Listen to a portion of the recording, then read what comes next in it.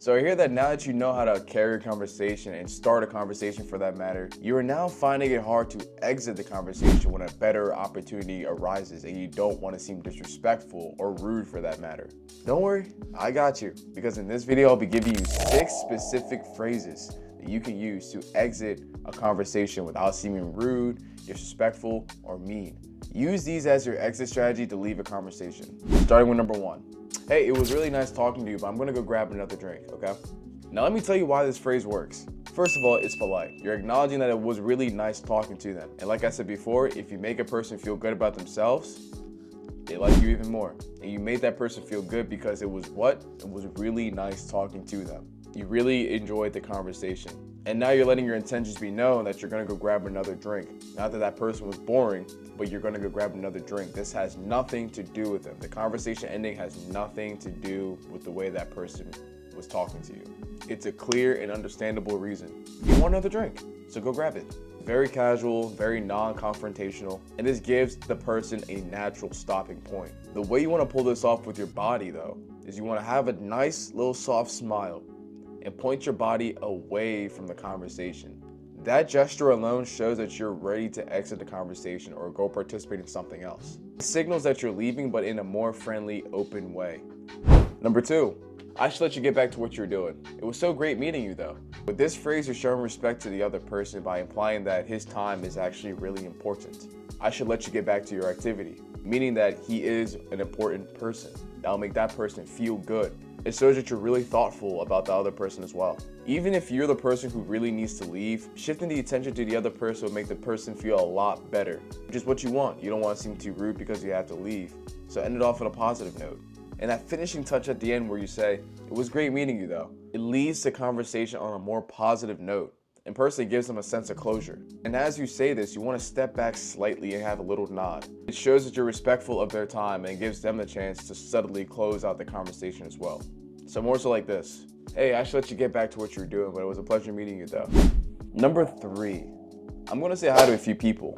Let's catch up soon. Now this specific phrase you wanna use when you just reconnect with a person that you haven't seen in a long time. You know it's gonna be a little awkward because you haven't seen each other in a very long time. You don't really know what else to talk about. The conversation might be going really well, pretty smooth, but you know you want to end it pretty quickly to move on to the next thing. So with this phrase, like the others, it's very polite. And it implies that you have other social obligations, such as saying hi to a few more people. You could be at a party or could be at an event. And now that person knows that, oh, he has other people he can talk to right now. Then let me not bother him. And by saying, let's catch up again soon, leaves the door open for a future conversation, a future link up. And it also implies that you enjoyed the interaction without being dismissive. While saying this, like the others, you want to be pointed away from the conversation, slowly but surely making the action towards walking away from the conversation. This has to be timed perfectly though. And while you're doing so, try to offer a handshake as well, maybe even a wave. Number 4, I don't want to keep you from so-and-so, say it's an activity or a person. I enjoy chatting though. Now this one's kind of similar to number 2, it's just a different variation of how to say it. Again, you're showing that you're mindful of that person's time. But I want you to imagine that you haven't seen your boy in a very long time and he comes to this event with a partner or a friend and you guys are talking and the partner's just chilling there by the side, not really talking too much. You know how awkward it can be for that one person because they don't know who else to talk to besides the person they came with. It's up to you to recognize that and close the conversation so they can go back to what they were doing. Or if you have the balls, bring the person in the conversation. But for now, we're gonna focus on returning your friend to the person who he came with. By saying this, it allows the person to recognize, oh, they do have obligations, they do have responsibilities, hence the person that they brought. And by saying this, it makes it feel like you're not ending the conversation too abruptly, making the parting seem mutual. Number 5, and I'm laughing because this one's more of like a cop-out. I'm gonna go freshen up for a little bit. It was great talking to you. And when I say by freshening up, it's very, very vague. You can be like, oh, I'm gonna go use the bathroom. I'm gonna go step outside, smoke a cigarette, or I'm gonna go step outside, get some fresh air. Either way, you're trying to leave the conversation by tending to some biological need. You need fresh air, you need to release some steam, you need to go use the bathroom. Most of the time when people say this, they just don't want to engage in any more conversation, so they go recollect themselves, step away from the action. Because sometimes it's too much for people, which is understandable. You're at an event for 2 hours where you're just constantly talking back and forth. People need a break. You can only handle so much in a social interaction. So when you feel like you've just reached that limit, that social battery is full, take a break. But when you express this need for a break, it makes it look like it's completely natural. And again, making the person that you're leaving feel good about themselves by saying, it was great talking to you. It offers a polite and friendly closure, leaving a more positive expression. Just make sure when you do say this, you're actually going towards the bathroom or outside or somewhere else that isn't towards another person. Because there have been times where I've had a conversation that I said I was gonna go use the bathroom or step outside, and all of a sudden the person sees I'm talking to another person. So actually do what you're gonna say before you actually say it. Number 6, and this was kind of similar to number 3. This was fun. I'm going to go mingle a little bit more.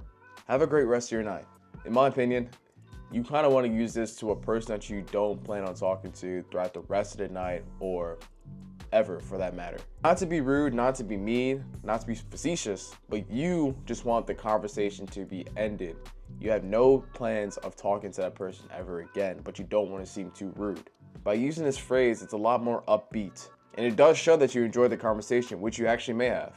But this also gently implies that you're going to go participate in another activity, that you have something else that you want to go do, which is expected in social situations. You're at an event to go socialize. If you're stuck socializing with one specific person throughout the rest of the night, you didn't really accomplish anything. You sold yourself too short.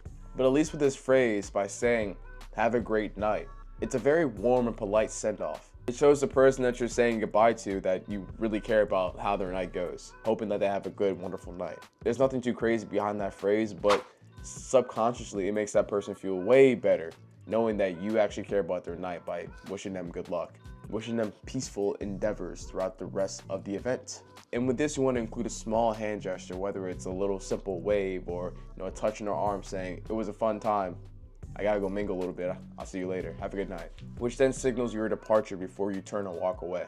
In my opinion, each of these phrases works because it balances politeness, acknowledgement of the conversation, and a natural reason to leave. The key use behind these phrases is to avoid making the other person feel dismissed or like the conversation wasn't even appreciated.